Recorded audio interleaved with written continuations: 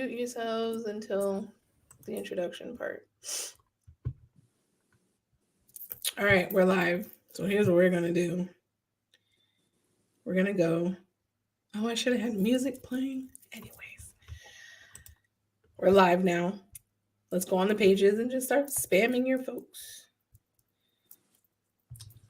Oh Lord. Oh Lord. Who has music available to them? Someone want to put some vibes in the background, instrumentals? Or I can do it. I just have to find a way to do it. Instrumental? Yeah. Because, we don't need no copywriting. Oh, like, because, people are real picky these days about that kind of stuff. So, just let's see what's happening. Oh, Lord. Okay. Boom, boom, boom, boom, boom, boom, boom, boom.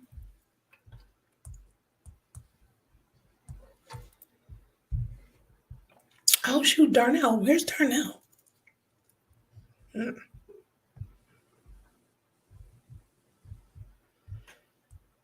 No one knows instrumentals, Cordan? No, I don't have it. I was like, okay, that's great. That's great. Watch this get taken down. We don't need that. Everyone needs to hear this. Looking forward to answering their questions.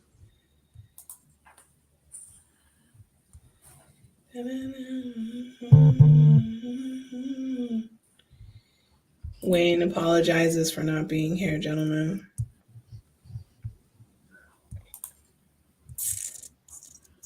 No, he's good. Yeah. All right.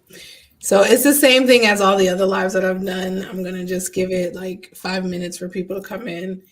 And then I'm going to introduce. So like my order, according to the screen, is going to be Darren, Uzziah, Cordan, Chris. So we're going to do it that way. Okay, cool. You got a little podcast, Mike. I see. I'm proud of you. Where you get your office? It's upstairs in my attic. Yes. Your office, yes. Right. I mean, the other room was supposed to be there, but Legacy is down there living her best life, so I'm upstairs. The Fighting Chance remote location, so it's called. I have plenty of locations.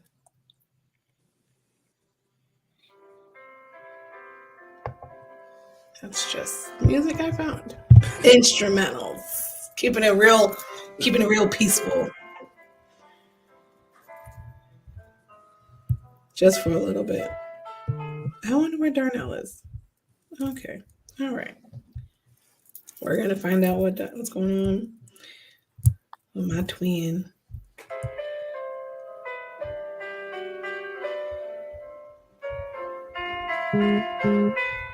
Oh boy. Everything is going crazy. Twin.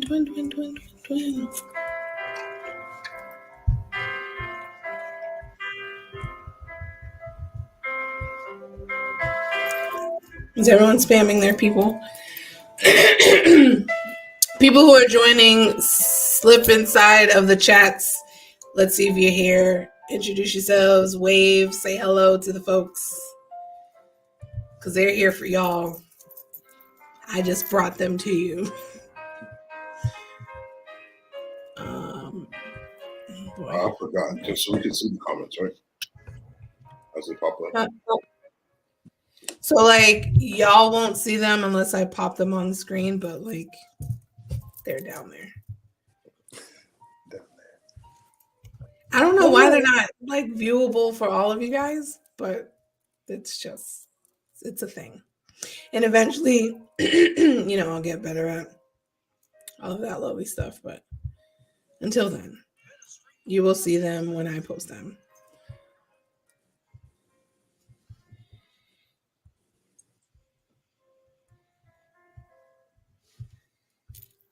Hey, who invited Solomon? Whose person is that? Anyone know? Solomon? Is that Darren? Are you pointing at? Oh, cool. I know Aunt Glow. Aunt Glow is in the building, Darren. Hey, Aunt Glow. Hello, all. Listen, Darren, your people show up, so I appreciate it. You know what I'm saying? They here for it all. I love Aunt Glow's like pudding. Aunt Glow's pudding. Anyway, I'm ready to do the introductions because I know some of y'all have to leave because you guys are booked and busy. And Wayne is in the comments. Hello, Wayne. What's up, Wayne? Yes, I will. You just stay in the comments, Wayne. Just stay in the comments, and we will allow this thing to keep going. So we get to invite your people, Wayne, because we still got stuff to do. Anyways, all right. So with the introductions, welcome everybody to the Fighting Chance Counseling Services Black Man Heal Series wrap-up episode. This is a panel discussion. I have brought most of the men back. Right now there's 4, but there will be 2 hopefully coming in very soon. So I'm going to go from, I don't know what the screen looks like for you guys, but I'm going to go to my right on down and back around. So first and foremost, I have my best friend here, Darren Day. It's my best friend, y'all. He was on episode 6 called Side Effects. Darren, greet the people in Jesus' name. Good evening, everyone. I do hope you have a great time listening, and feel free to leave us any questions you may have for us. Have fun. Well, amen to that. Next to him is, I call him my little brother. We argue like, brother and sister. This is my colleague, my friend, my co-lead, Uzziah Hilliard. Uzziah, greet the people. What's up, everybody? I hope you come in, enjoy what we're talking about. If you have any questions, ask away. We're here to answer them. Yeah. Grown man beard, even though he's like one of the youngest ones here, but he got a full Rick Rose going on. Anyways, moving on down the street from me, Mr. Cordan James. He has a lot of names. He has a lot of titles. You see it. It's like longer than mine, but nonetheless, Cordan James, the Comeback Kid mentorship program founder and operator. Cordan James, greet the folks. Hey, y'all. It's great to meet y'all. I look forward to answering your questions tonight and just hope that you continue to see in yourselves what you hear tonight and just identify with different parts of it. Look forward to it. Yeah. And last but not least, for now, we have my colleague, my friend, my homie, the wonderful Christopher Melville. All of these men are wonderful, so don't make it seem like I don't think they're all wonderful. Chris is great, spoken word artist and the founder and operator of Melville Enterprises. Christopher, say hello. I mean, you hit everything else on the head, so I don't really have to say much, but thank you for having us. I would definitely want to say, an opportunity to get even 4 Black men in a room doing something productive and positive and sharing the messages is an amazing feat. So shout out to you, Jermaine. I'm happy to share this platform with all of you guys and just to get some good conversation going. So I think it's really helpful. Yeah. So for those who didn't see the form that I put out there, I did leave a form for you guys to give me feedback on the series and on the episodes and everything that you have seen. Something that I loved is that every single episode impacts someone. And I told the guys, and I'm telling everyone else, one of the people that has been very vocal about how this series has impacted him is my own father. So kudos to the men. I know a lot of great people, and the ability to create a platform that allows them to share their experience and educate us about what it is to struggle as a Black man in America. We have a lot of narratives, but I wanted to create the space where, every other person can hear it from their, own mouths. Because the world says a lot of things about Black men, but I wanted the Black men to speak up for themselves. So we're going to dive in. So here's how this is going to go. I'm going to ask a question. I'm going to pose it to one person. It doesn't mean that that one man is going to be the only one that responds, but nonetheless, I'm going to pose the questions. I'm going to try to get through it. If there's other questions that you guys have, feel free to go into the chat. But to start off, this goes for everyone, but I'm going to start with my best friend. I'm going to start with Darren. So Darren, you're going to answer first. And again, I want everyone to answer because there's only 4 of y'all, so we can all answer.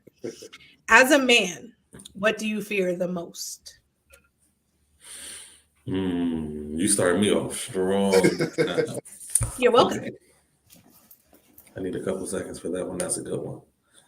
As a man, what do I fear the most?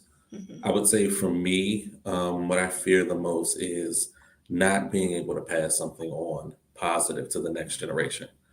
I'm a man that, currently I don't have any children, but I do have nieces. I do have little cousins. I have a goddaughter.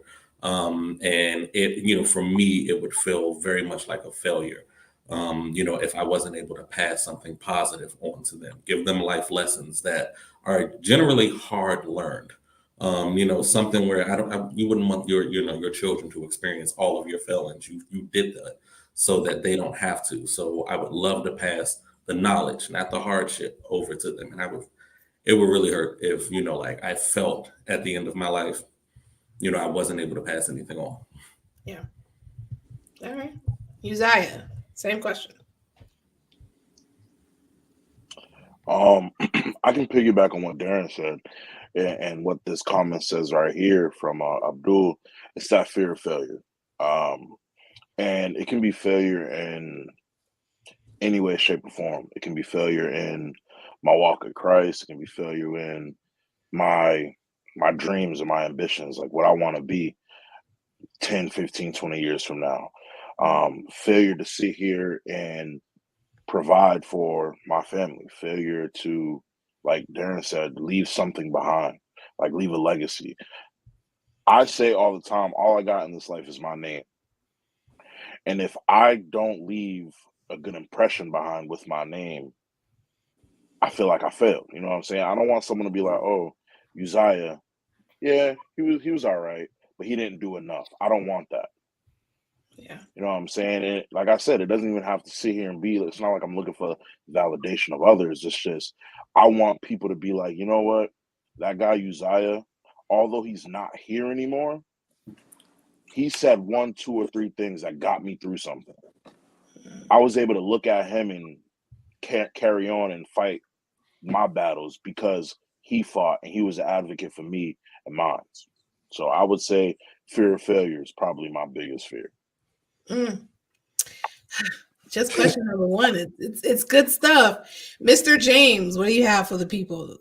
I mean, I hate to plagiarize the rest of my brothers, but fear of failure, especially, I was a young father. I'm 35 now. I've been a father since I was 18, fresh out of foster care. So it's, that fear of failure now is healing myself throughout everything.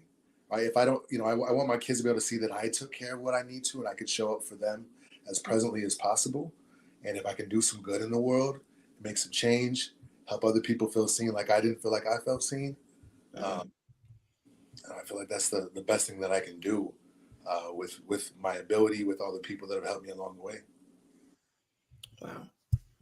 That's good. Last but not least, Mr. Melville, what you got? It's a hard question. Honestly, my biggest fear would have to be dying before my time, or dying before I'm able to accomplish a lot of the things that I want to accomplish. I'm 26 now. I have a 1-year-old daughter. This is no secret, right? The 4 men that are on this panel, and you as well as a Black woman, our lives aren't taken as seriously. Our lives aren't valued as seriously as they should be. And to think about all the Black men and women who haven't made it to their 30th birthday or their 21st birthday or their 25th birthday, you know, that's something that I do wrestle with every day. Not to say I'm in any position that would put me in that, but you never know with the unpredictability of the world. So my biggest thing would definitely be that fear of dying before my time. And then just to, again, reiterate what everyone else said without leaving that impact. Because we do have things to share, right? I'm looking at multiple generations just in this room, and to not have those storytellers, right? Which is why I'm a poet, so I can write my own history. It's not based off of what my mother and father passed on to me or what the world passes on to me. It's what I can say for myself and live up to that standard. So I definitely say that. Yeah. Those are so good. The failure, having to leave before your time, not leaving a legacy behind. That is so good because, you know, what recently happened in Memphis, like you never know what's going to happen. And as Black men, it's almost like I said it in plenty of the episodes. It's like returning home is a gift for them. It's not a privilege. It is an honor. It is a gift that they get to return home safely because who knows? People get stopped for worse and they don't make it home. So, you know, thank you guys for sharing. Again, this is a safe space. And I'm so glad that they're able to open up and share their experience. Another question is, I'm going to start off with Uzziah. And then again, since there's only 4 of you guys, everyone can answer. What are the key components to healing as a man? And we're not just talking about physical healing, obviously, mental, emotional, and even spiritual. What are the key components to healing? I feel like it's a great question. And I feel like the key components to healing is, one, being honest with yourself, admitting that you need that healing. You know what I mean? Like, and being able to sit there and be real with yourself and be like, yo, you're going through it, but you need help. You need to figure it out. This thing is going wrong. Not you need to figure out how you're going to get out of this. I feel like that's one of the major things, is understanding that you need healing. Communication, not just with yourself, but with being able to open up, being able to be transparent with, it doesn't even have to be a whole bunch of people, just with at least somebody that you're comfortable with, that you can talk to, vent to, and for that brief moment in time, put that weight that's on your shoulders on theirs, for even if it's just for a second. Because that brief second where you're vulnerable and you're letting it all out, that can really make or break you. So communication and transparency, and then the willingness to want to be healed. Because we all know the saying, misery loves company. Some people know that they're going through something. They know that they need some healing, but they've gotten so comfortable being miserable that now they want to pull other people in. They've gotten comfortable in that headspace and in that environment to where now they don't want to get out because it feels like home. Listen, what we're not going to do is be out here preaching. No, you can preach. You asked, I answered. So we love Jesus over here, but go ahead. So like I said, the willingness to want to be healed. Yeah. And then from there, I feel like the consistency. You got to be consistent with it. Yeah. Once you start that healing, once you start that process to get better, you got to stick with it. Yeah. You have to, if that means you got to remove yourself from situations and environments, stay away from those situations and environments. Yeah. So I feel like those are the 4 key things for healing. I mean, Uzziah answered very well. Is there anyone who wants to add? on top of that, because he said some good stuff. Okay, Darren, go for it. I do feel like there's something like very important, because I do agree with those. Like you do have to accept that you want to be healed, that there is an issue that you need to take care of within yourself. But one thing that I also feel is important is support. It's too many times you see men thinking we have to internalize, deal with, fix all of these issues just by ourselves. Like I can't ask nobody for help. Pride's going to get in the way. I can't reach out and say, hey, I'm not strong enough yet to do all of this alone. I think it's important to be able to say, hey, I need something from someone else to fix this. I need something from, a community of people. Sometimes if people like to say it takes a village to raise a child, it sometimes takes a community to heal as well. You can't just think that it's all going to be on you. Like there is a journey that you have to walk alone, but there's nothing preventing you from saying, I need someone to hold my hand. Sometimes I need someone to hold me up. Because fixing some of the things that, like you're dealing with, like you're dealing with depression, maybe you had anger issues, and you can't sit there and think that staring at this wall in the darkness and only just praying is going to get you out of that light. Like, that praying might lead you to someone else that says, hey, they've dealt with this. They know what you're going to be dealing with, and they know how to help you through those stages. Yeah. Yeah. So I do think, support can be very helpful when it comes to like, hey, now that I recognize I need some help, I need to go do these things. Like, like Uzziah had said, I have to do these things. I might need some help, and to me, I feel like as a man, that's a pride issue. Like no man wants to be able to reach out and say, man, I need something from somebody else that I should be getting on my own. And I feel like that's a big pride issue that we have to get through because it's tough. Sometimes it's very, I can speak personally. I don't like asking for help. It's one of my biggest faults. Like if I can do it by myself, that's how I'm gonna figure it out.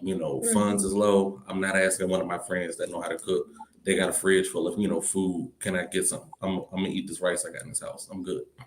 I used to be very stubborn. Like I wouldn't ask for anything. If I couldn't get it on my own, I didn't earn it. Yeah. Yeah. That's good. First of all, pause in the session. Welcome, Traquan. Yes. Traquan. Came at the right time. Being a father, you got to be multiple places at one time. So he let me know he was going to be late, but nonetheless, Traquan is in the building. Hey, greet the people, Traquan. Hey, how's it going, people? I'm Traquan. I didn't put Traquan where my name is because it doesn't have a Y in it. So for some reason, even though I say Traquan, people see Traquan and it just messes their brain up. So this is why I have Trey here, but my name is Traquan.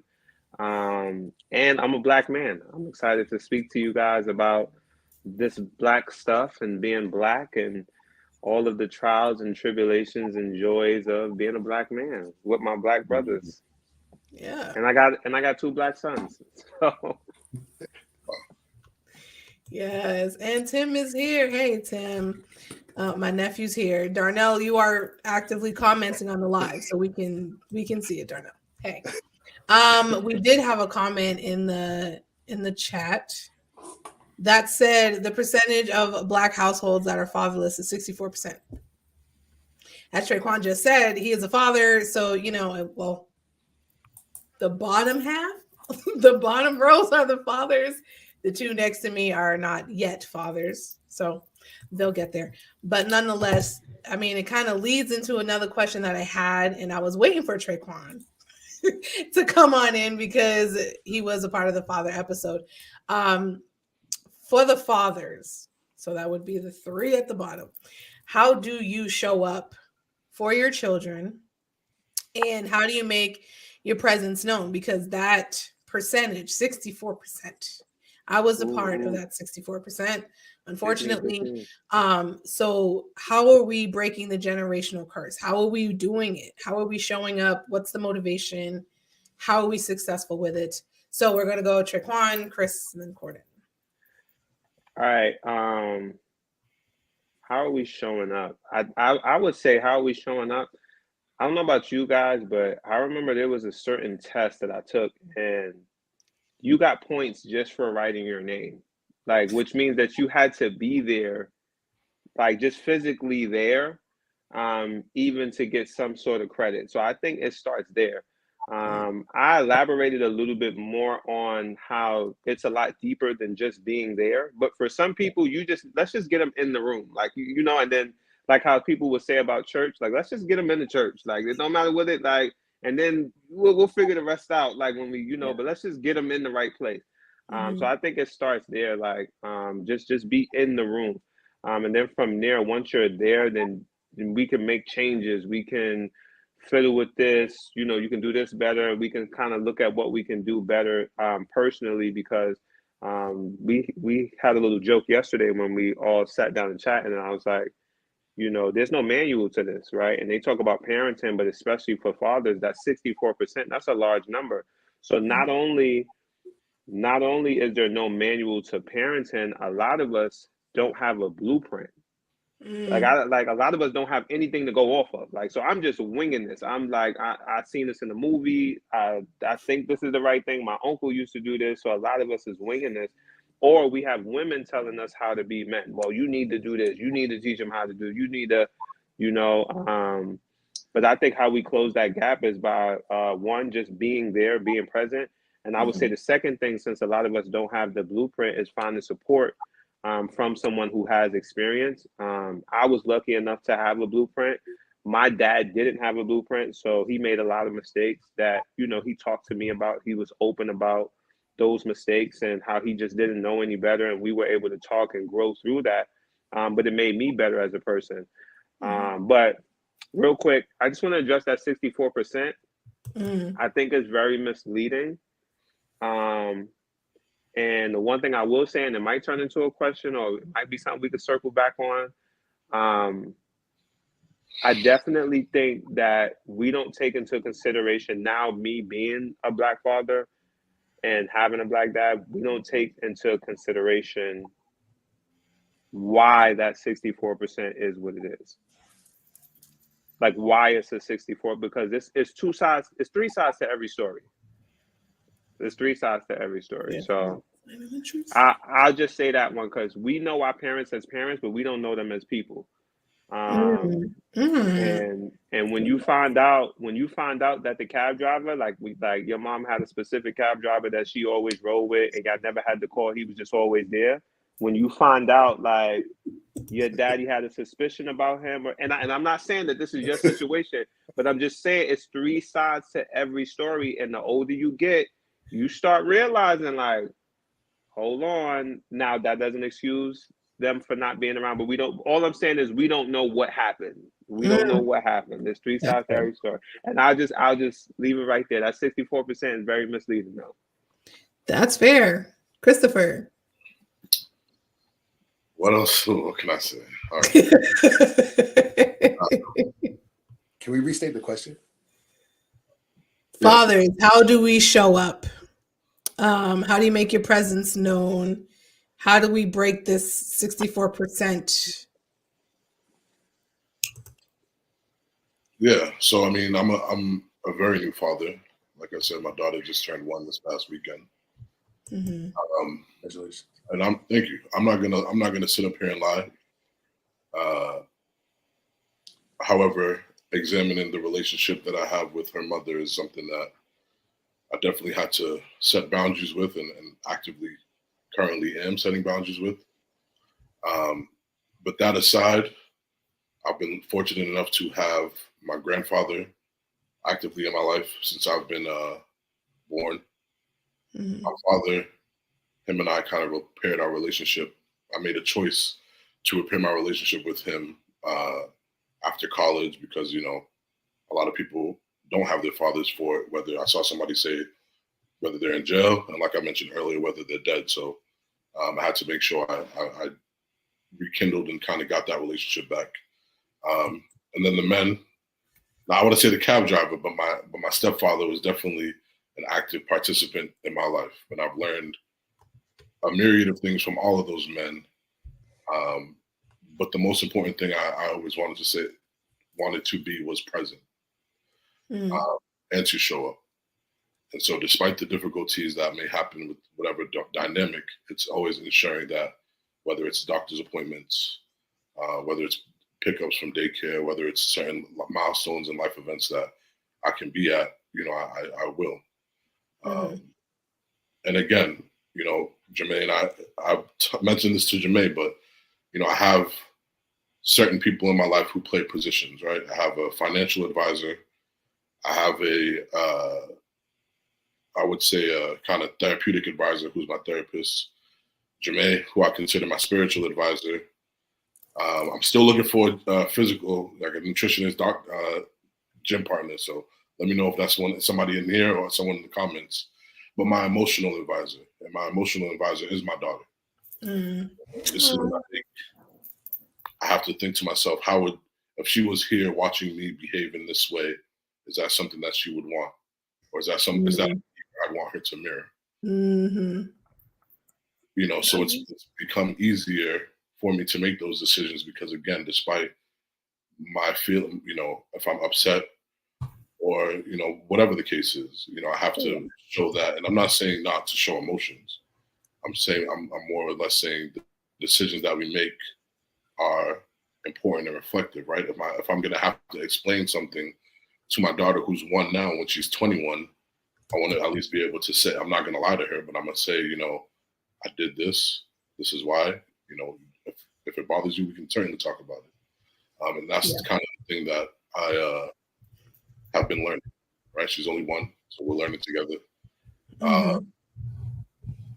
And I think, one of the biggest things that I don't know if I want to mention it now before if I don't have a chance to, is kind of that level of intimacy that we get that we don't learn from our fathers, right? As men. Whether it's saying, I love you to our friends, or, the style of communication that we have to just be, again, someone said earlier, our parents, but as people, just to be us as people. And I think it's definitely important that we take that into consideration and we show that I'm a father to a daughter, but if I had sons, I always think about, I've written multiple poems about if I have a son, but not thinking, getting a daughter, I'm having to rethink about how I go about everything. So, that relationship is definitely important. It's one that I cherish and fight for every day. So showing up, making sure I'm showing up.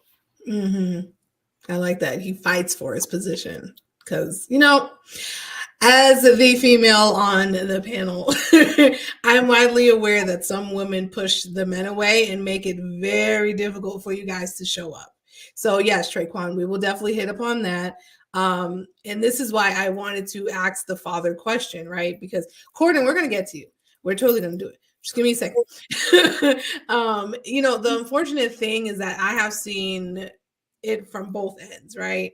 From the mother's perspective, where it's like, oh my goodness, I need the father to show up. Like, does he think this baby just raises itself and pays for itself? No. But then I've also seen it from the man's side, where it's like, well, I need to be available to my child, and the mother is using the child as a pawn. And unfortunately, this is why we need to do better, right? Culturally, we need to do better. As people, we need to do better. And as a therapist, I say, make sure you guys are healing yourself before we add another beautiful human into the world, because you do not want to. My client says this all the time, and then I kind of use it for other scenarios. Her biggest thing was, I don't want my children to heal from something that I did. Right. And Chris kind of alluded to that. Traquan kind of said something like that. So it's really about, so for the fathers to be, Darren and Uzziah, it's like, let's continue to heal and create the space where it's like, I'm going to do better so that my children don't have to go to therapy for 10 years for something that I inflicted on them. All right, Cordan. That was heavy. Well said. So I had the privilege of working with this organization called Fathering Together, based out of Chicago. We did a lot of online work, nonprofit, just fathers just sharing our stories about the success, like the successes, the joys, the obstacles that we have. And one question that always sticks with me as a father was, what do I not want my kids to say about me? That's good. That's good. Right. And like that haunts me, right? So we talk about like trauma, like, excuse me. I know my life was crazy, and I know how that's impacted me today, how it Yeah. currently impacts me in my relationships and my friendships and the way I handle business and such.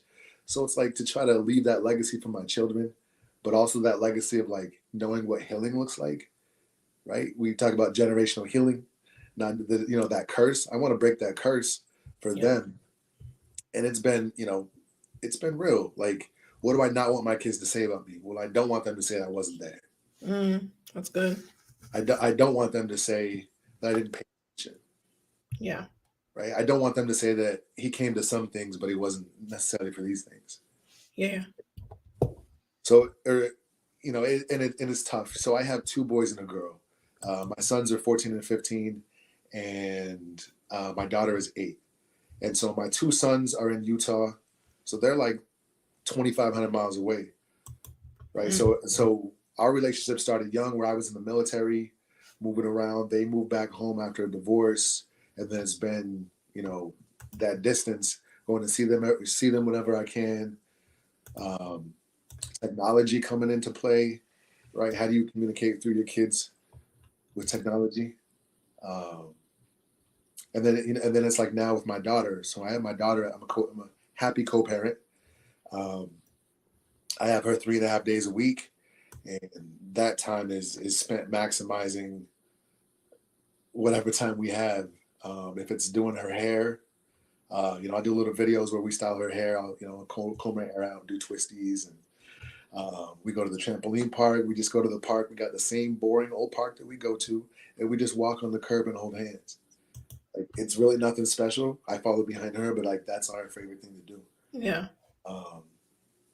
As well as all the lovely cartoons and movies and drawing and nail painting and all that such. But it's one of those things. Is like, I hope that those things are enough. If I could say, I hope that the things that I'm doing are enough. It's those challenging moments where I feel failure as a father, right? In some ways, right, that distance that I have with my children. That was a personal decision on my behalf, based on just my lifestyle and where I was going back to. It wasn't good for me to go back to that place after coming out of the military, but that put so much distance between my sons and I. So yeah, so that fear of failure, that fear of not being as present. Yeah. I mean, thank you guys for sharing. I think, I allowed this space to go on because these are conversations that definitely need to happen. And again, we mostly hear about these custody battles and who primary cares from the mother standpoint. And I was like, you know what? We have fathers on here. Let's put them on and let them share their parts of it. But to include everyone else, because I do have 2 non-fathers. So Uzziah is going to start with Uzziah, but then everyone who wants to answer can definitely answer. I think this question came from one of the panelists. So one of them that's not here. The question is, how do you tell someone that you are in crisis? Do you do it? And if so, who do you go to? Because I think men definitely go through a lot, as Cordan was just saying, and Chris alluded to. Men go through a lot, and sometimes they don't have that space to say like, hey guys, I'm hurting and help me. So Uzziah, as a man, how does one deal with crisis? And do you have someone that you can go to say? One thing I'd say is everyone, and I'm pretty sure everyone on here will probably agree, we all deal with crisis differently. Absolutely. So me, I'm one of those people where like Darren said, I don't like asking for help. I 100% don't. But I'm the type of person, I'll wait until I know. Like me, I tell my people all the time, like, my mental fortitude is stronger than most people's. because of how I was raised. You know my grandmother. My grandmother is the strongest woman I've ever met in my life. Her and my mother, they will carry the weight of the world before they say anything to anyone. Yeah. And I've adopted that, but me growing and maturing, I've been able to ask for more help than they normally would have. So I have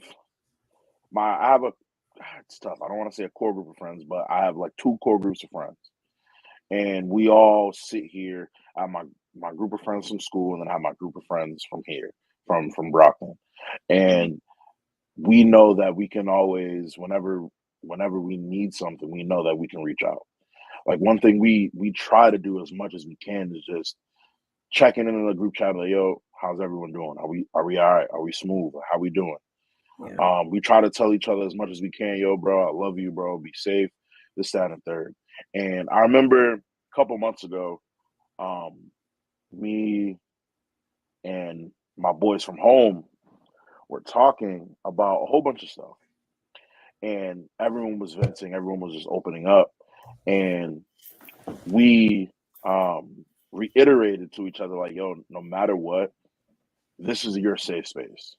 Mm. No matter how little, no matter how big, you can come here and just talk. We're gonna be here. Yeah. We're gonna be able to help each other out, whether we have gone through the same situations or not. We're gonna be able to figure it out together because we're family, basically. And it was the same thing I told you. The same thing I said on my episode, Jermaine. It's, we grow up hearing it takes a village to raise a child. But once you are finally out of that child phase, you need your own village. True. You need your people around you to keep you going. True. Because we're never going to be at the same level as somebody else. Mm-hmm. We can't expect that. Yeah. But we need to have those people around us to help push us to be the best versions of ourselves, no matter what. Mm-hmm. So I know whenever I'm going through, although I might go through it for a certain amount of time before I say something, Yeah. I know that I can hit up my group chat and be like, yo, bro, like X, Y, and Z. This is what I'm going through. This is how I feel. Yeah. Just talk. It doesn't have to be Mhm. about the situation. Just knowing that I can sit here and go somewhere and just talk and not be Yeah. judged, not be looked at differently. That's how I deal with crisis. That's great. That's great. And Having a you community. know what I mean? So it's just like So good. having the right people around you. I feel like Mhm. for me is what gets me through what I go through when I do go through something. Yeah. Yeah. I'm gonna go next. I'm gonna go to Darren next. But before he shares, I know in his episode, he talked a lot about how he waited until it just got a little too heavy. And then he's like, all right, I need to go somewhere to get help. So, Darren, now that we are in a more mature state, how do you handle crisis? Do you tell someone? Do you have people that you can go to? Do you have the safe space? Yeah, I feel like over time it took a lot of work and effort to learn how to cultivate like safe spaces. Because like growing up, I didn't always have a grasp of boundaries. And that's what's important for a safe space. So I can admit, like as Uzziah said to myself, I didn't like asking for help. So, a lot of times I walked around just as a pressure cooker ready to burst because I did not know how to ask somebody like, hey, how do you calm down? Or what do I do about this in general? So one of the ways, like one, I recognize I'm in crises. I started picking up like I would say like mindfulness and meditation, for example. And that really helped me, like learning different breathing techniques really helped me center myself so that I can check in, for example, like, hey, like similar to like how you check in with me, May, like, hey, how's everything going? How do you feel? I kind of been, able to adopt that within self. Like, hey, before I reach out and ask for help, let me look and see, am I good? Is this something I can handle before I, just immediately think it's a crisis? Because sometimes anxiety will make you think something is a crisis and it's not, like it's just, like the way that you're thinking, you're spiraling out. You need to calm down a bit because this is something you can probably manage yourself before you have to go through things or other channels. But one of the things that I picked up on how to help with crises is, I created a support list. These are a list of people and my friendships, and, like when I had mental health support professionals that I can reach out to at either various stages, of, how big is this for me? Is this something where it's just like, I'm not ready to deal with anything, so I need to be talked now off of that, metaphorical cliff, or I just might need some sound judgment. All the way down to the list, of course, at the very end, where I always recommend is, suicide hotline. Like if anything is ever that bad, that's something that should always be at the bottom of the list that you can reach out to. Mm-hmm. Um, Mm-hmm. but I have some very great friends that I've been able to trust with asking for support and not feeling judged for it. And through those friends, I've been able to create safe spaces where I can discuss anything that's bothering me or Mm-hmm. listen to someone, tell me about something that they've noticed about, like my behavior. Hey, you seem like you've been having an off week. You want to talk about it? Those kind of things. Yeah. Yeah. Um, I don't know if it was you or Uzziah said it, but that pride thing, pride will keep you on your knees, crawling in the dust when there are people around you who literally have life jackets and everything. But because pride is present, you will not humble yourself enough to say, like, I need help and I can't do this by myself.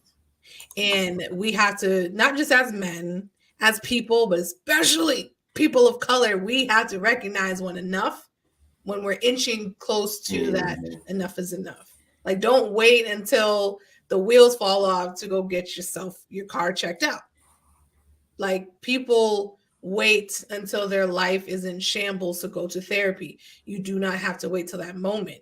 If ever something happens and you can't grasp a hold of it, get yourself some help, people, because we need it.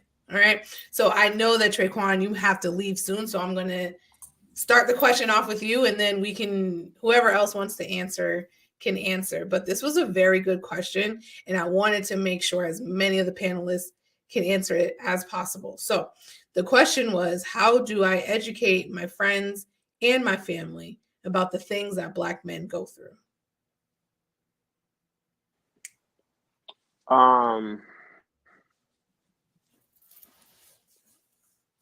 There's a lot of different forms of education. I think that it all depends on the friend.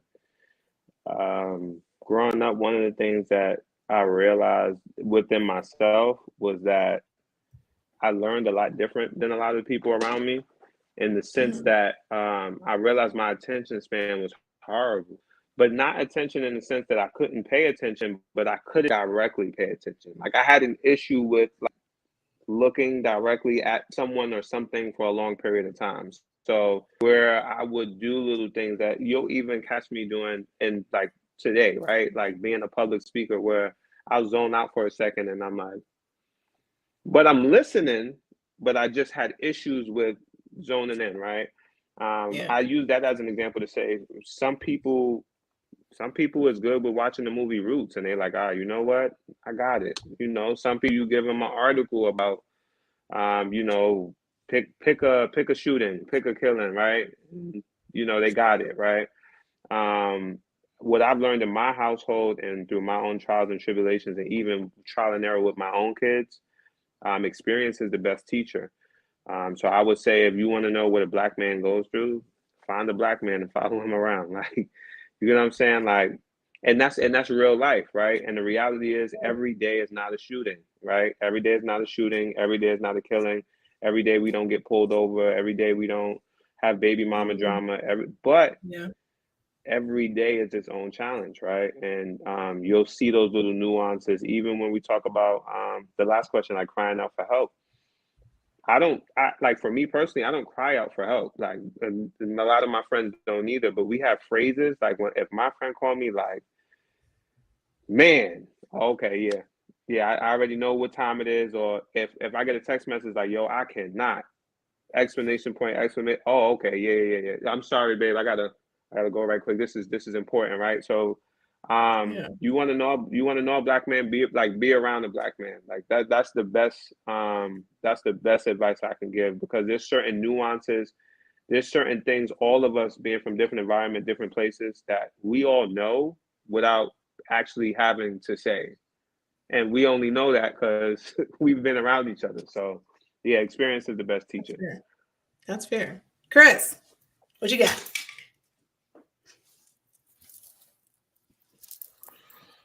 How do I let my friends and family know if I'm in crisis? No, what would you say to someone who wants to educate their friends and family about what a black man goes through?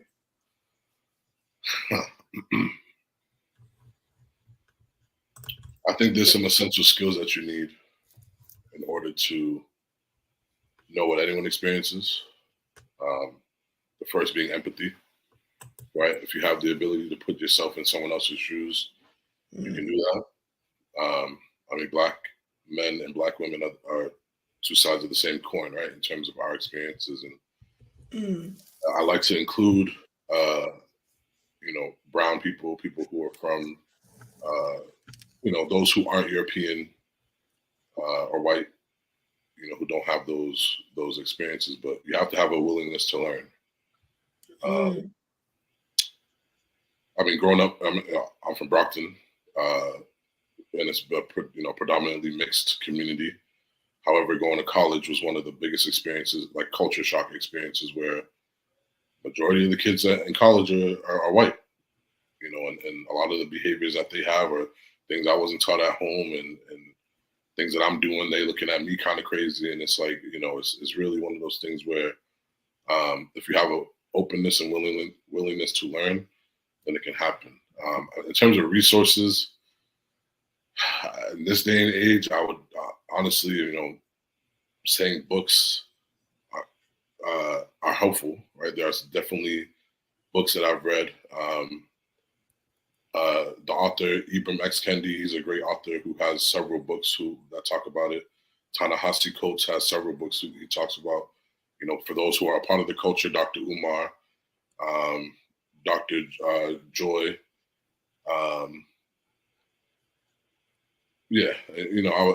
I know for more mainstream popularity things, like Charlemagne talks about the Black experience all the time, whether it be on the Breakfast Club or any of the other things. But speaking for the generation that's younger than me, I would just be mindful of the things you see on Instagram, Twitter, TikTok.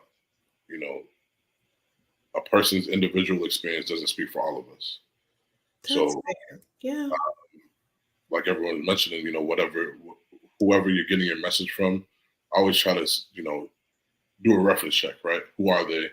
Who are their background? Don't do a deep dive and be a stalker, but like, again, I wouldn't sit, I'm not gonna, I'm listening to everyone speak on their experiences based off of, your credibility as a therapist and the relationships you have with them. And then obviously everyone else's individual experiences, and kind of making sure that they, everything I've heard are things that I've thought about or talked about with other Black men in my life. So, but the source, right? Who are the Black men you have in your life or you look up to?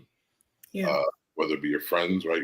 When the joke, right? We always say when people say, "Oh, I have a Black friend," and kind of putting them on a pedestal as if that means you're invited to the barbecue because you have a Black friend.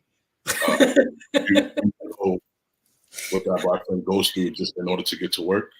Do you know what that Black friend goes through just in order to, take their children to a public place? Do you know those type of experiences when it's like, or your whole family and it's multiple Black people in one area, and that's something where the stereotypes that you're fed contradict what you're seeing in real life. So I'll definitely say making sure that we're being aware of our sources and Yeah, I love that. Educate yourself and have the conversation.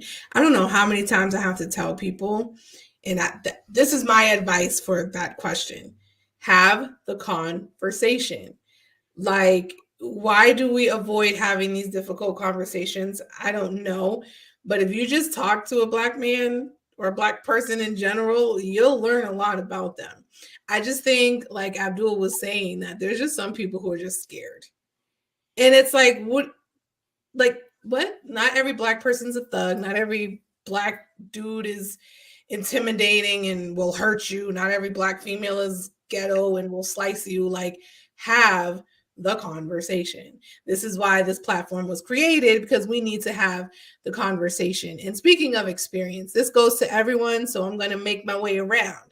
It's going to go Darren, Uzziah, Cordan, and then Chris. What made you guys, this is a question, what made you guys share your story? Now, I know some of y'all, I might have pulled on you. I might have pulled on you guys like, hey, be on my live.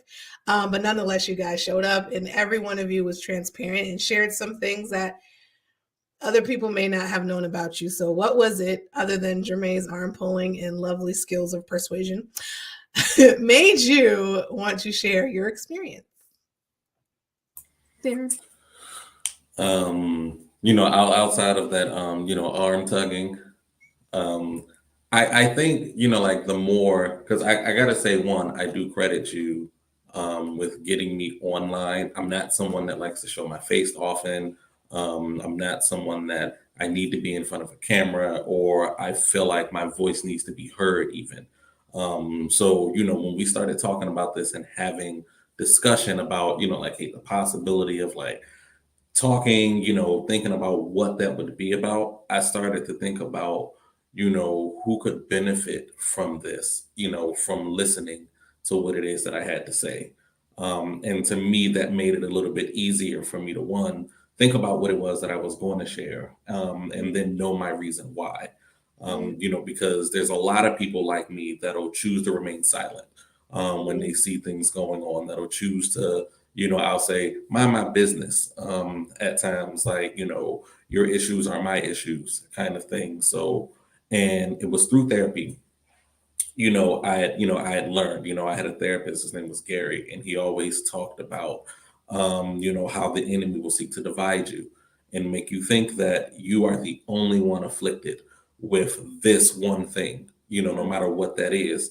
So a lot of our sessions, he would say something like, you're not the only one that goes through this, not as a chance to say, dude, this is pretty common or anything, but to remind you that, or to remind me that I'm not the only one that has ever, felt depressed or sad. So knowing that, your story could impact someone else, and then, someone else's can impact yours, because you never know what someone else went through, how they, overcame their challenge, and you just having that knowledge could benefit you in any way. So I took that from, I've gone through a lot, and I feel like, I should probably just, I don't, it feels shameful at times to open up and share some of this stuff.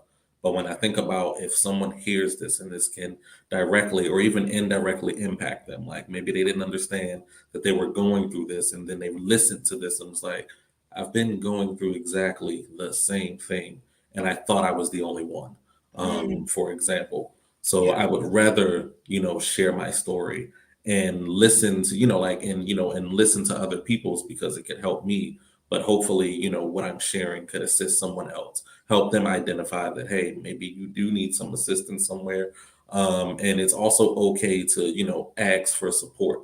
Like, you're not asking somebody to carry you across your entire journey, and just drop you off at the finish line. You're asking someone to give you the tools you need so that you can still do it on your own. Show me what it is that I need to do so that I can complete this mission myself. And that takes work. I can think about all of the time someone wanted to help me and me being too prideful. It's just like, nah, I got it. I got it. I know what I'm doing. You don't know what I'm dealing with. So I'm gonna just deal with this. And it took a long time to learn, I'm unique. My issues can be unique, but that doesn't mean that there's only one way, my way, to figure out and solve them. There you go. So if anybody hears this, if anybody is listening to this, and this has been helpful to them in any way, it's all been worth it, and that's been the primary reason why I wanted to share. That's my You know, with the little arm favorite. tugging. All right, Uzziah. Sorry, Uzziah. Darren really took the words right out of my mouth. It was one of those things where, yeah, I'm like, definitely you convinced me to do it. I really said to myself, I was like, all right, nah, it's for me. Let me do it. But it was one of those things where it was like, those that might need to hear it, Yeah. I should do it. Forget how I feel about doing it. Forget me, like Darren said, me not wanting to really be on camera, or me not even caring if my voice is heard or not. Knowing the fact that there's somebody out there that looks like me, comes from the city that I come from or the background that I come from, that could be going through something that I've gone through or that I'm currently going through. Mm-hmm. It's criminal if I don't come on and share my story and open up and express the things I've gone through and the things that I feel like us as Black men go through. Yeah. Because if they don't see us talking about it, then they're going to feel like they don't have a voice. There you go. We all have a voice. It's just a matter if we want to speak up or not.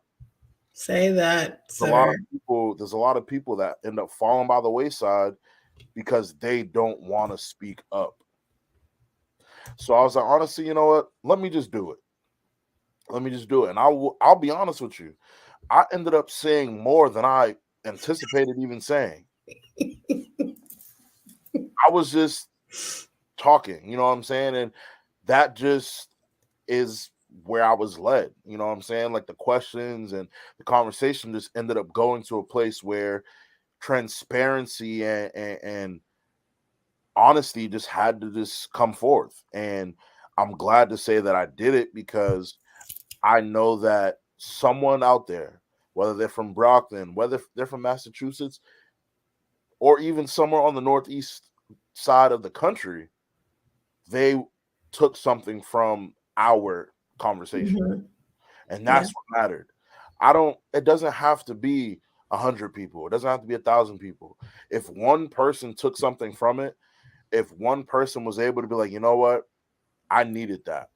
This get me through, then I'm good. Yeah. I did what I needed to do. Yeah. So that's really all it was for me. Proud of y'all. Mr. CJ, what you got? All right. So the great James Baldwin said, not everything that is faced can be changed, but nothing can be changed until it is faced. Period. I think it's important for us as a people, as Black people, that like in this moment right now, we are facing our demons. We are facing everything that we love and enjoy about our lives. I think it's important for people to see. You know, my story was a little Black boy growing up in an all-white neighborhood until I hit 9th grade, right? And I need little Black boys that are in those same situations, and little Black kids that are in those same situations, to see that someone else made it through that, because that is a daunting, losing your identity task that takes a lifetime. So if me being able to speak here helps them find hope, helps other people identify, right? It's chicken soup for the soul. A good story helps everyone relate. And I also know that there's people out there who can't afford therapy or won't ask for the help. And maybe this is somewhere that they can come to and feel comfortable. Yeah. We have a question. Can you run that quote back from Mr. Baldwin? Not everything that is faced can be changed, but nothing can be changed until it is faced. Until it is faced. Thank you, Cordan. Traquan, the question was, what made you come on here and share your experience? But we're going to get to Chris, and then Traquan, you can share your answer. I have one question to that. I have a question as an answer to that question. Okay. Who's going to save us but ourselves? Who is what? Who else is going to save us but ourselves? That's so good. So, and whether it's a statement or a question, I'm a firm believer in I've been fortunate enough to grow up, like I mentioned earlier, with my grandparents, listening to their stories and them coming from a different country to America. I kind of think that has been bestowed upon me, whether it's a gift or whatever I choose to do in terms of my poetry. But I feel as though we need more of our stories to be heard. And again, pulling together 5 or 6 Black men in a room and having positive conversation. No one's been speaking over each other. We've all had things to say. I've been learning a whole bunch of things from everyone in this little bit of time. But for me, it's really been, I got a lot to say. So at some point, somebody's going to listen. I really feel like that's the people are listening. Yeah. And again, some people aren't comfortable sharing their stories or speaking, whether it's on live or in front of people. But your story is one that deserves to be heard. Whether it's your friends, your family, your children, you deserve it. Because it's your life. Whether it's the good, or the bad, right? And I'm kind of, I like to think I'm transparent to a point through my art that you see the good and the bad. And even in these conversations, making sure that people can hear it. I mean, what I do for work. I do work with youth in the foster care system, and a lot of them are predominantly from Black communities and Hispanic communities, and they don't ever self-reflect on themselves or think about themselves outside of what has been told on them by the state or the government or the parents. So yeah, they definitely deserve that space to share their stories. So I share mine. Great. So Darnel is here. He's just working on camera and lighting and things like that. Traquan, if you have the time to share why you decided to share your story.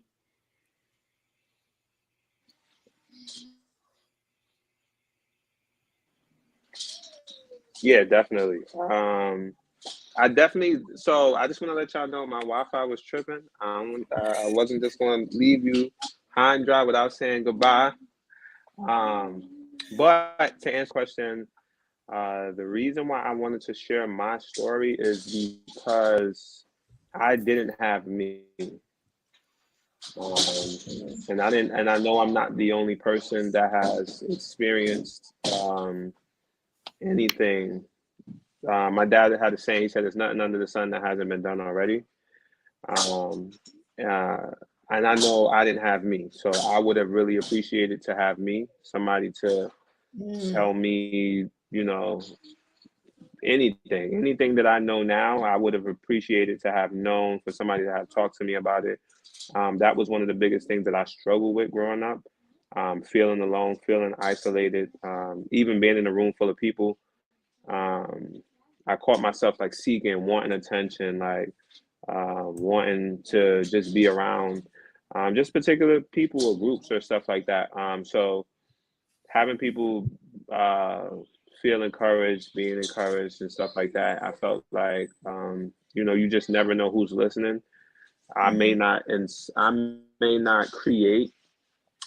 have a big stage like TD Jakes or Eric Thomas or something of that sort, but somebody might hear me and they may become the next Martin Luther King, right? Somebody might hear my story and they may decide life is really not that hard, or any one of us, right? Like listening to the dads or even Darren or any one of us, right? Somebody might hear that story and say, you know what, let me put these pills down.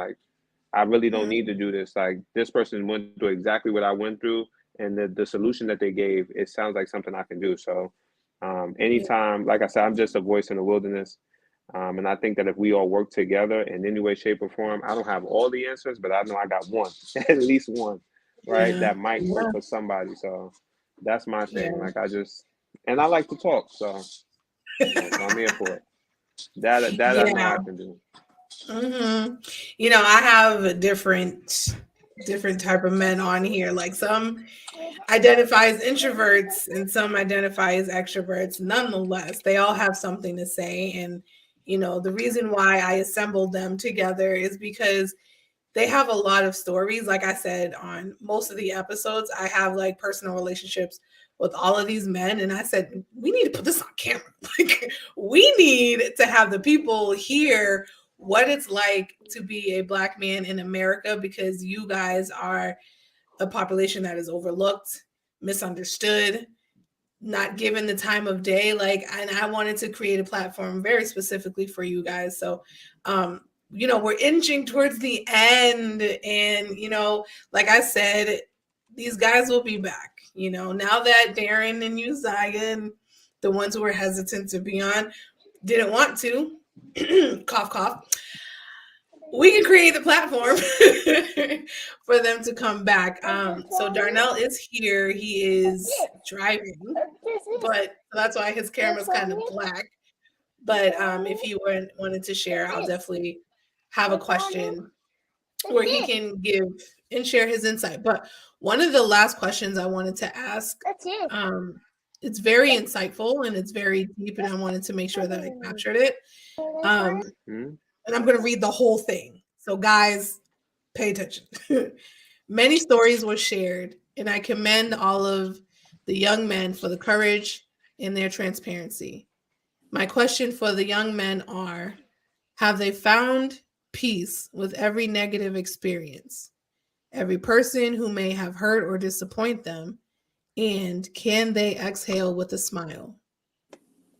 So again, have you found peace with every negative experience, every person who may have hurt or disappoint you, and can you exhale with a smile? All right, I'm gonna go because I've been preaching about transparency this whole time. My answer to that, the first question, is no, I have not. But I can still exhale with a smile because I know it'll be okay. Well, praise the Lord. That's really what, like, I said it on the little thing you want us to send in. You control the controllable. And that's all it is. It's like the situation that whoever hurt me or whatever bothered me, that was out of my control. But the only thing I can control is my healing, my mental peace, my mental fortitude. That's the only thing I can control. So if I sit here and continue, if I admit that I'm still bothered by it, that's fine. Now it's a problem if I said I'm not bothered by it when I truly am. Yes, I'm still bothered, and I can admit that I'm still bothered. Yeah. But I'm not going to let that control me and my emotions, control how I feel, control how I'm going to go about my everyday life, because at the end of the day, that season that I was once in is no longer my season. That person that once hurt me is no longer there to hurt me. So now all I have to do is continue to live my life. And what is for me is for me. Amen. And I'm going to let the Lord, the God that I serve, deal with every problem that I had. Any person that's ever did me wrong, I'm going to let him deal with them, because at the end of the day, I'm good. I still got breath in my body. I'm still healthy. I'm able to wake up. I woke up today. You know what I mean? So it's like, yeah, I'm still going to exhale with a smile on my face, because at the end of the day, what they did to me didn't kill me. Preacher. Who will be next? I'll go. Cordan. Okay. So I would say, I would echo with Uzziah, no. But I feel like I'm working on attacking those big things for me, right? For me, it's like relationship with my mother, and how that affects so much of my life.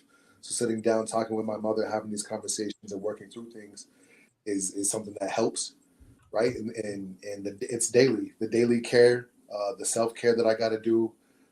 I get better and better. Healing means that I have less of a stimulus to those things. I'm not as triggered to those things.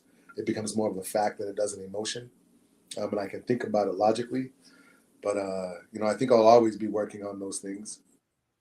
I think being able to take accountability, once I have that self-awareness, taking accountability for how that impacts everything in my life, and talking to people like these great brothers here and Jermaine and reading books and podcasts, like there's a level of self-awareness that comes with that. There's a level of mercy and grace that needs to be added on that as well. Yeah. Darren, did I see you trying to reach for the unmute button? Yeah. Next time we're gonna have a buzzer. Those were some very great answers. I think like when it comes to like healing or giving forgiveness, especially to people that have hurt you, it varies. Like I can answer to some things, like have I forgiven people for things that they've done to me or have hurt me? Yes, to some of them. No to some others. And then more importantly, like have I forgiven myself for things that I've done that have set me back, the failures that I've had, or allowing someone to be in a position to hurt me in the first place. I feel like all of this has a certain amount of work tied to it. Like I would like to forgive any and everyone, myself, move on and just be like, I'm happy, everything is good. I don't have stress associated with those things anymore. For some things it's I can be honest and say it's kind of hard to just say I forgive. And that's like I can say that's part of my current battle. Like I would say mostly yes. There's still some things I feel like I'm working on to give forgiveness to, people that I may not have fully forgiven for things that have happened, even though this is past, like they're not currently here. They're not currently affecting me. They're, like their words or their emotions aren't currently in my ear and heart. But it's still, you still think about these things. And it's hard to let some things go sometimes. And I think that's why when you work with, your therapist, you work with, like your church, you pray to God on some of these things. I would love that it would be instant, but we all know it's not a, like I've given it to God. It's all done and over at that point. No, it's, he takes some time to work. And it's not going to be when you want it to be finished. You're not going to be able to wake up and say instant forgiveness, although we wish. Some things do take time, and in that time, while it's working, you still got to work through it. You still got to deal with it. You still got to wake up. Sometimes you're still gonna be mad. Sometimes you're still gonna be disappointed if somebody let you down because you entrusted them with something. It just takes some time to move on from some things and heal properly. Yeah. That's powerful stuff. I think we misunderstand that forgiveness means you have to forget. And I think saying you have to forget is why we circle back to certain patterns and cycles, is because we don't realize that when we forget, we find similar situations. We're like copy and pasting, right? Don't forget when you're forgiving, but what you're doing is you're releasing yourself of that like bondage to the event or to the person. Yeah. Forgiveness allows us to be free. Forgiveness allows us, like Uzziah said, to move on and give it to God and say, like, God, listen, you know what this person did. You know how I feel about the situation, but I have to keep moving forward because they're living their best life over there. And at some point, I owe it to myself and I deserve to live better and to be better. Right. There was a question in the audience and I kind of wanted to the audience like this is a show. Anyway, there was one. Listen, manifesting, right? We will get there. What would be some tips you guys could give the younger Black men, whether it's healing, investing, relationships, or goals? Oh, I saw that question. Oh, Chris waved, so we're gonna give it to Chris, and then we'll circle around. I'll answer both questions. I'll answer the first question briefly. I hope in 60 years, right, when we're all old men, we can look back and say we are finally at peace. However, I know, just like everyone else, I'm at war right now. And I'm at war for a better lifestyle. I'm at war for a better way of living. I'm at war for my family and my last name every single day, right? So I definitely understood the gist of what everyone was saying, but I think now in all of our young ages, we're fighting for our goals and our dreams and our better ways of living. For this young man who asked the questions on what would be some tips about healing, investing, relationships, and goals, I'm telling you right now, look in the mirror and all those things you just named, do for yourself, right? Heal yourself, invest in yourself. The relationship you have with yourself, whether it be you believe in a higher power or not, make that the strongest relationship that you have.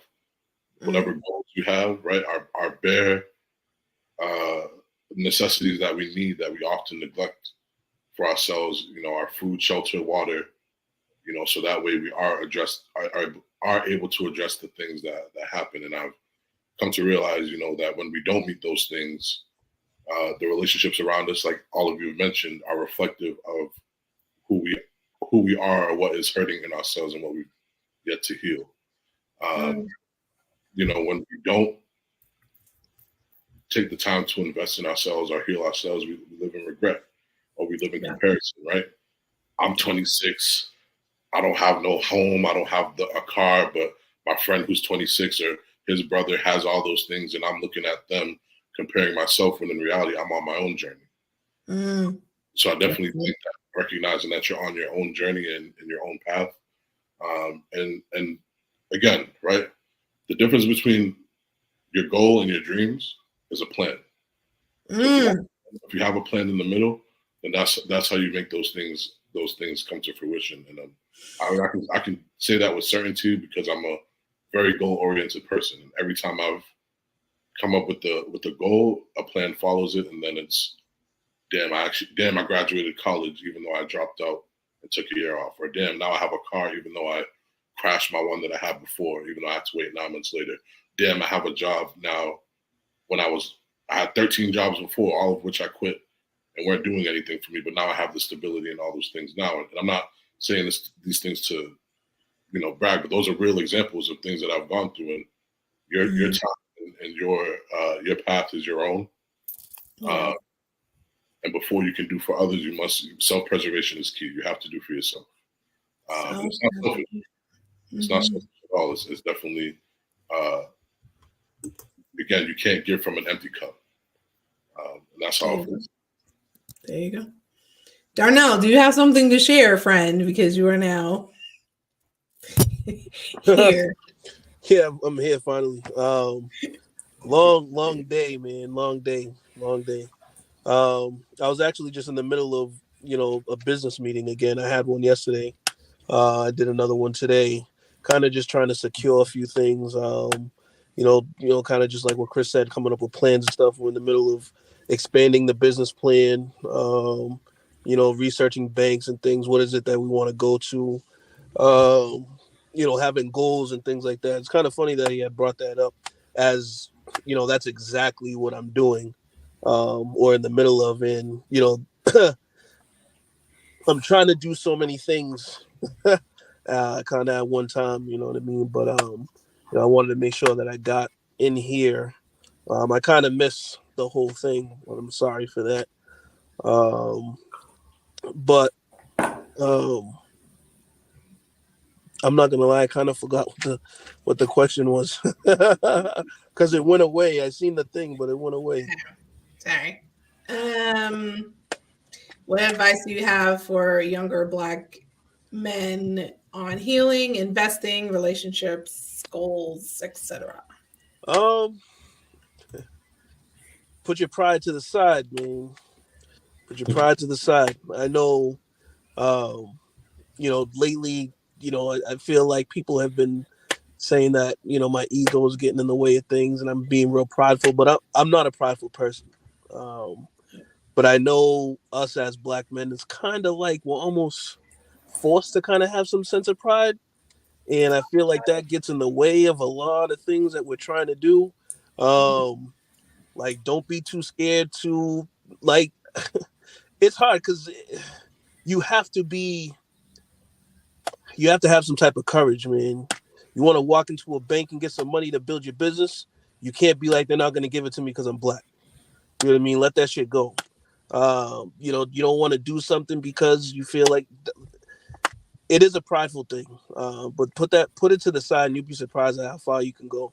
You know, I've had to swallow it a lot. Like, there's a lot of things I did not want to do that my pride was like, you can't do that. Don't do that.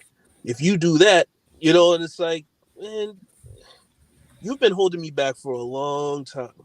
And I'm tired of allowing that to hold me back. And, you know, but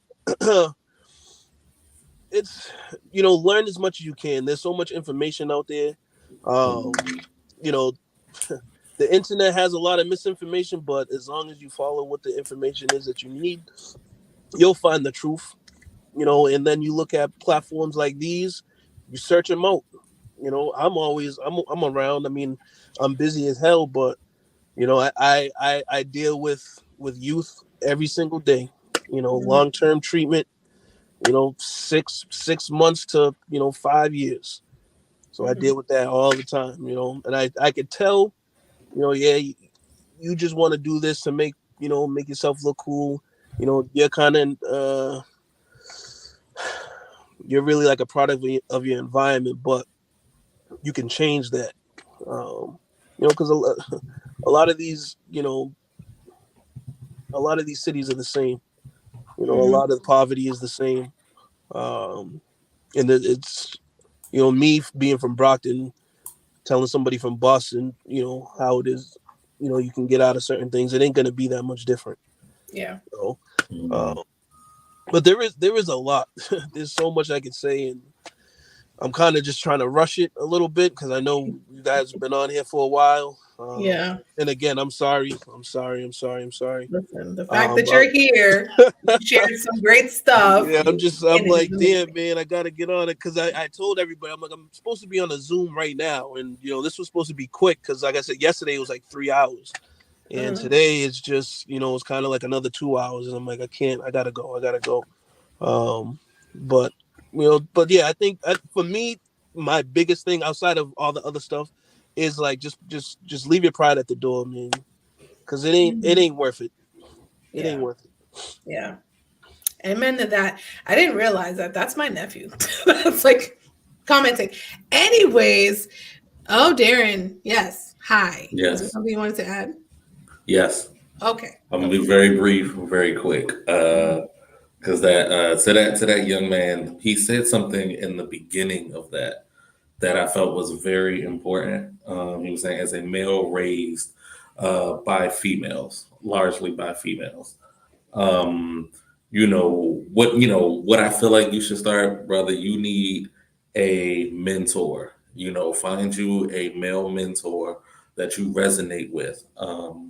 Not because you're not going to get great advice from a woman or anything like that, but you know, like growing up being a male around a bunch of different women. I think it was like how Cordan had said before, growing up in different environments, you lose a little bit of your own identity.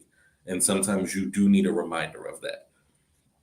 You know, and then start building a tribe, you know, people that are going to keep you accountable, people that are going to keep pushing you, people that are going to keep supporting you while you do what you need to do, because you're already in a unique position. You are a young man growing up, surrounded by a lot of women that are going to need assistance, that are going to give you wisdom, that are going to give you guidance.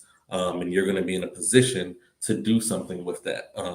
You know, so find you someone that can help you understand what position that you're in right now, like where you are on that chessboard.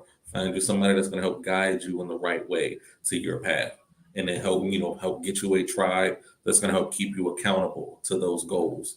Yeah. You know, so that you can put a plan in between, you know, those dreams that you had and bring them back down. Like, I can definitely understand what it's like, you know, like to grow up as a child surrounded by women. There's a lot of opportunity to learn there, but then, you know, like learning how to, you know, learn some of those masculine qualities, like being more assertive about what it is that you're looking to do, being more in control of the decisions that you want to make. For example, you know, like some things you do need to learn from a different perspective.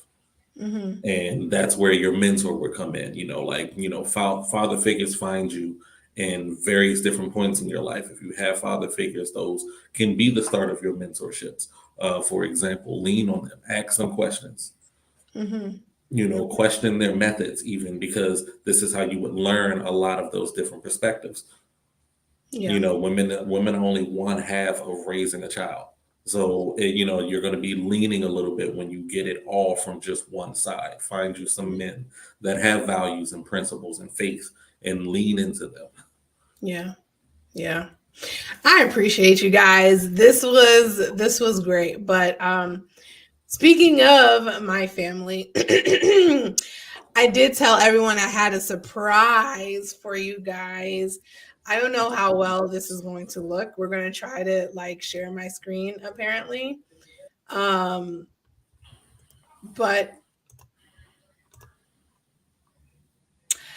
there is a Black Man Hill series part 2 coming out.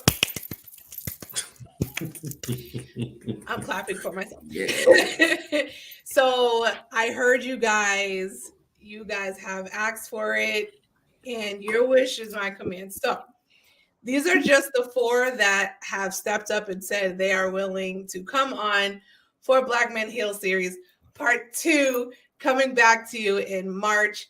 So David, I call him Uncle David. He's not really my uncle, but I call him Uncle David. He will be our first guest on the Black Man Hill series part 2. And then Uzziah's best friend, who is also in the NFL, that's why you see him wearing a Washington Commanders jersey, Aaron will be there. And then my cute, look at him. He's 19. I don't know who allowed my nephew to be 19 with the whole mustache and sideburns, but I digress. My nephew will be here, Darnel Jr., aka DJ. He will be there. And then Walter, I call him JJ because when we worked at the place that we met each other, he was there. So JJ, DJ, Aaron, and Uncle David, they will be here for you guys coming soon in March. And again, if you guys want these lovely men to come back, they will be back because, as they said, even though there may have been some resistance, they are now here for it all.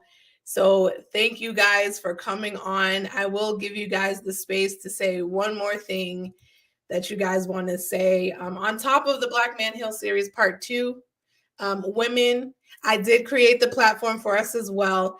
My good friend Tracy, which is Uzziah's on. Uzziah, all your people are coming in.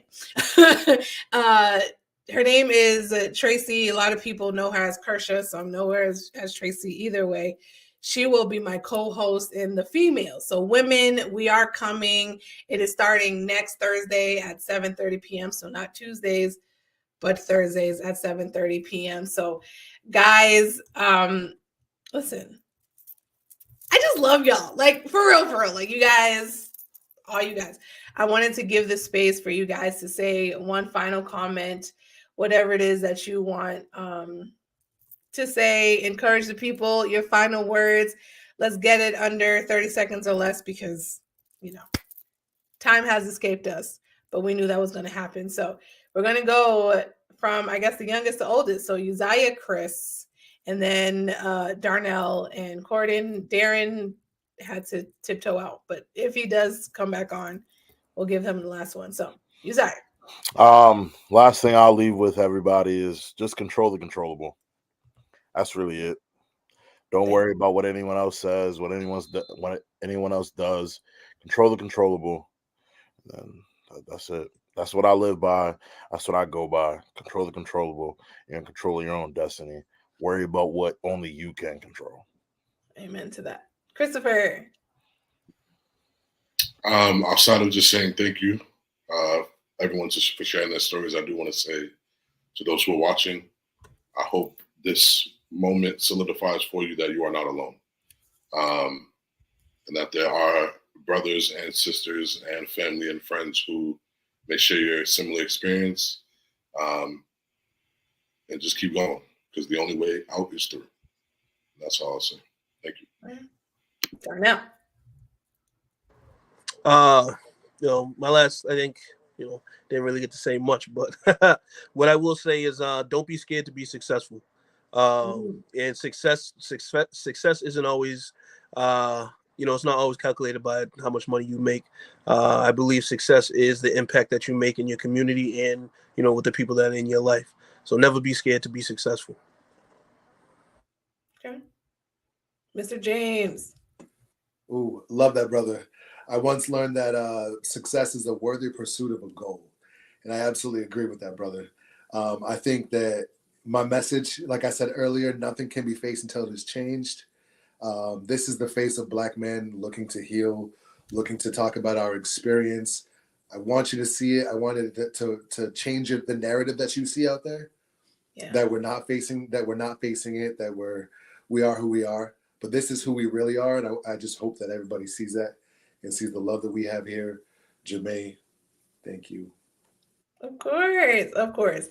Listen, you guys, I am so grateful. Everyone who is still watching and can go in the chat, can we all give these lovely men a round of applause? I am going to do it audibly and in the face because you guys are amazing. When I say I was nervous half the time I was doing these lives, but I was telling Cordan earlier, it's only because I wanted it to be a platform where these men were seen and they were heard and their stories were given, because honestly, the conversations that I have with them, I'm like, the world needs to hear this, because there are a lot of people who are going through very similar things and we all needed it. So thank you guys for being transparent. Thank you guys for being here. You guys have made me proud.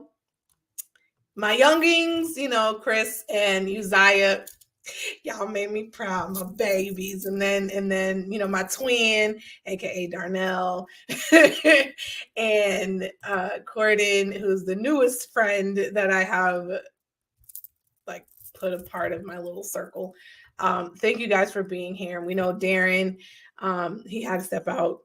He warned us, but he had to step out. That is my best friend. And then, of course, Traquan, who kind of started me on this whole podcast thing. So, gentlemen, if you wish to be a part of the Black Man Hill series part 2, let me know. Until then, you guys, I hope you guys have an amazing night. I hope that you guys share this, rewatch this, keep spreading the knowledge and mental health awareness and the Black man experience. Gentlemen, again, I cannot say thank you enough. If I had it, I would have gave y'all a love offering, but you know what? The Lord's going to pay you back somehow in some capacity. If it's not in money, it is going to be with peace. It is going to be with joy, community, whatever it is. You guys will see them hopefully sometime soon. Until then, you guys have a blessed night. Thank you guys for coming. And as everyone's putting up their peace signs, peace out.